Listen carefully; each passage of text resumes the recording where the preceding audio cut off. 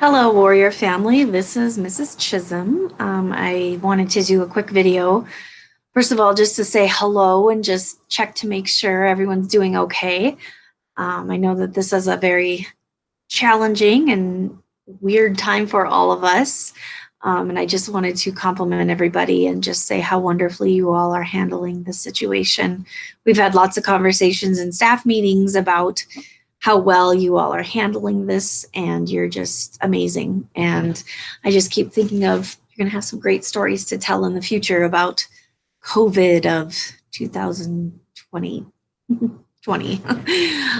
So my main purpose of creating this video is as a tool to help people who will be taking Scantron tests starting next week.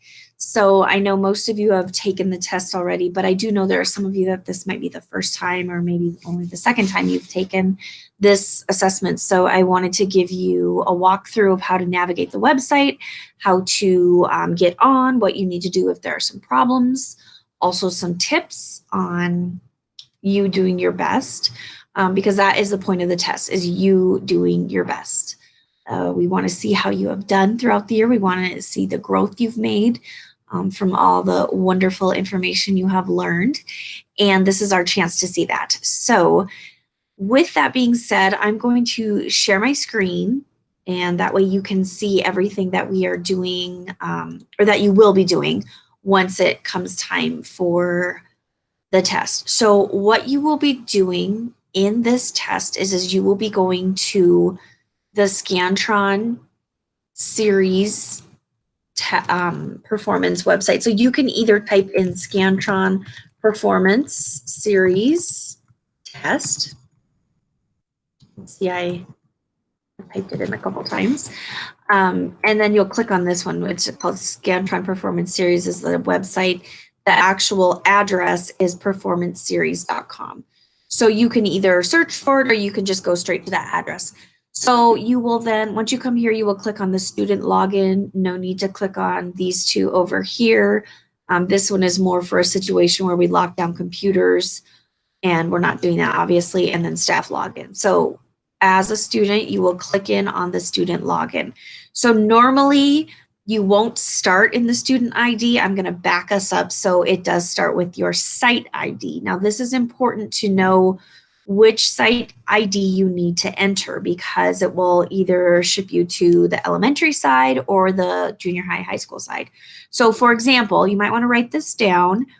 If you are an elementary student, your code is 17-5617-0269.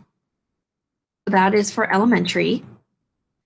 If you are junior high school, you have a different code, which is 80, so 80-0828-4110.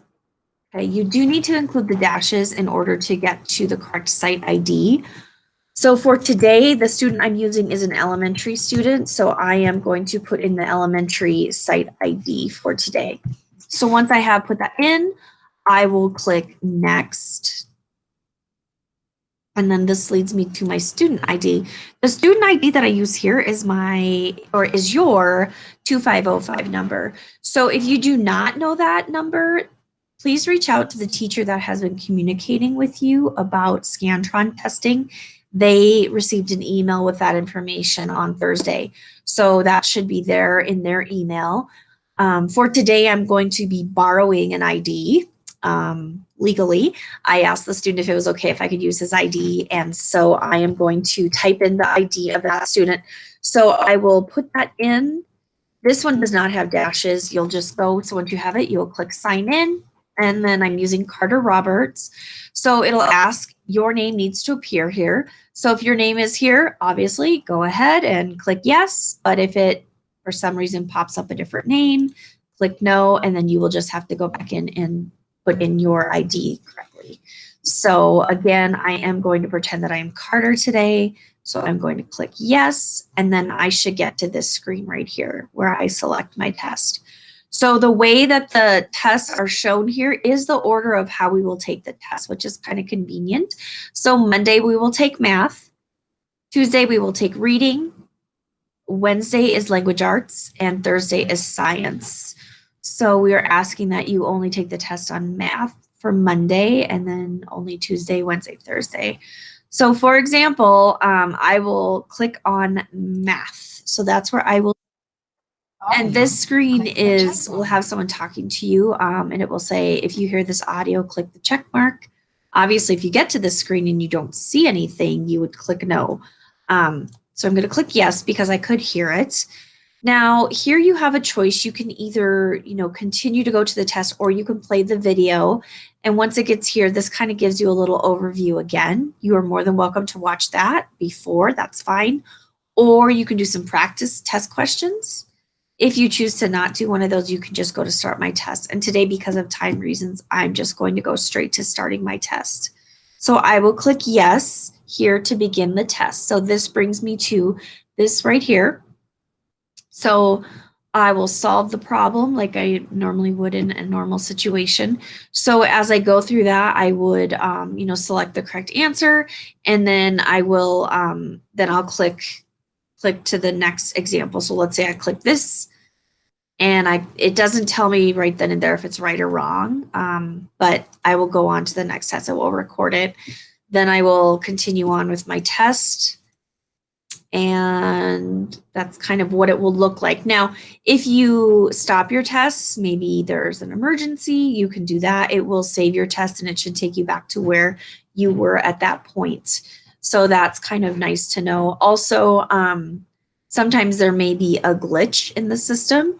So if that's the case, I've had students it happened where they got to the screen and it was like a faded color and nothing was happening.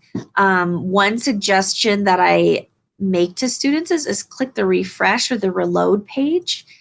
And a lot of times that works to, solve that problem.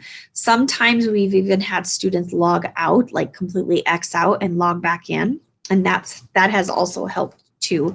And it will it should pick you up back where you were on the test. So just know that can happen.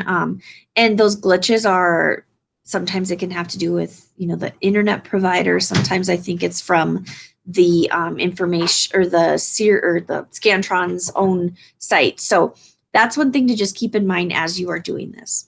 Okay, so I am going to stop this test and go back. So then when it comes to Tuesday, you'll do the reading.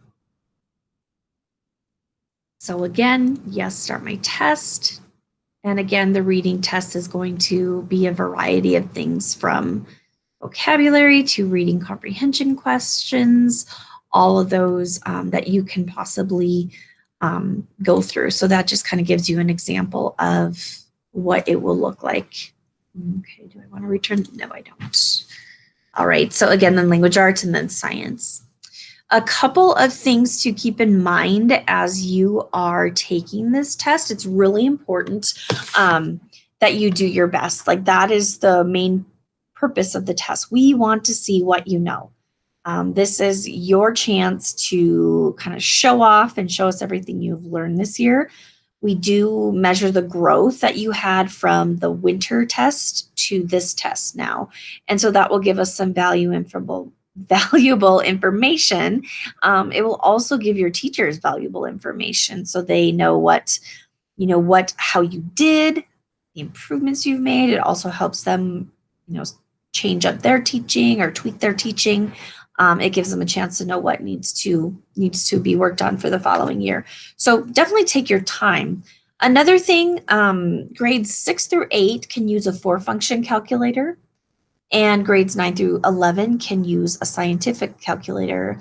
5th grader, sorry, you miss out. You cannot use a calculator. However, you can use paper and pencil to work out those problems, which leads me to my next tip is if you're doing a problem and you can use a calculator, still have a piece of paper there with you, writing it down and going back and looking at the test or the question.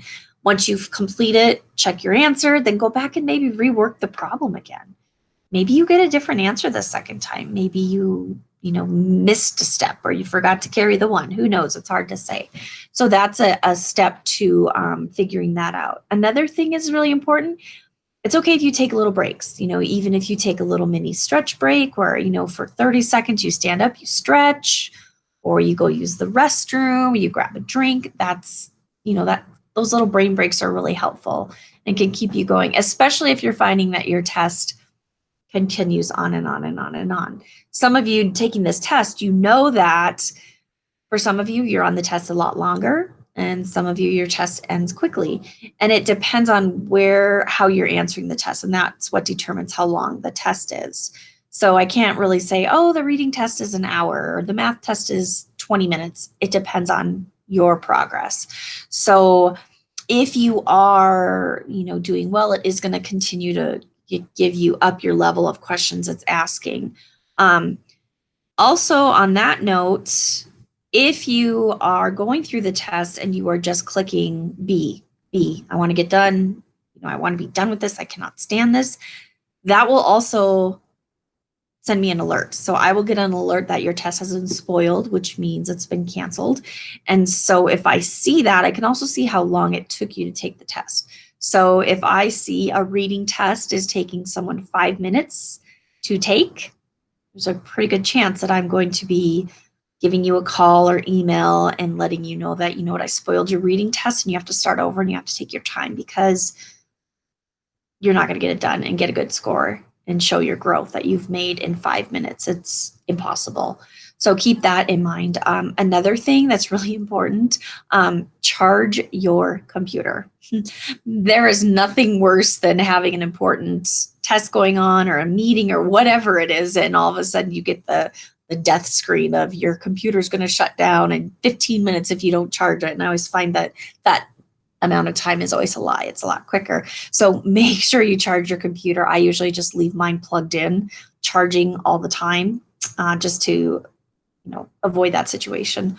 Another thing, make sure you're in a quiet environment. So if you can get to a place in your home where it's your bedroom, maybe it's maybe the porch or whatever, just a place where you can go and be in a quiet place where there's no distractions, no interruptions, you are going to perform better.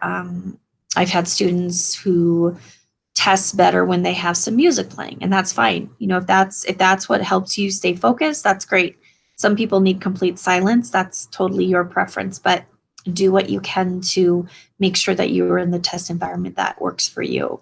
Also, another thing to keep in mind is that you want to make sure that you're not having somebody help you with the test, because if we get to that point, then it's not really an authentic representation of everything that you've learned this year. And we want to see how you did, not how your cousin Billy Bob did on it, or how well your mom can do math.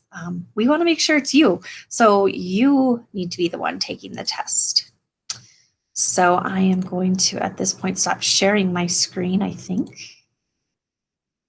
There it is. Okay. So with that being said, we just want to make sure that you kind of know those expectations and how to navigate through everything. I just want to say that we are so proud of everyone and how well they have adjusted to this situation. And shifting from face-to-face learning to online learning is no easy task.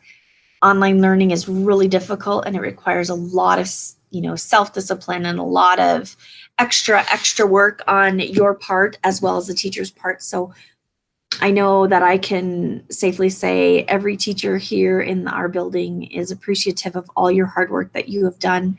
Parents, thank you for hanging in there with everybody. This is a new situation for everyone. And unfortunately, there wasn't a manual that was passed out to kind of explain how we needed to navigate these waters. So we are looking forward to being back in school and hoping that happens this fall. I am in school right now in my office, and it's really it's so weird.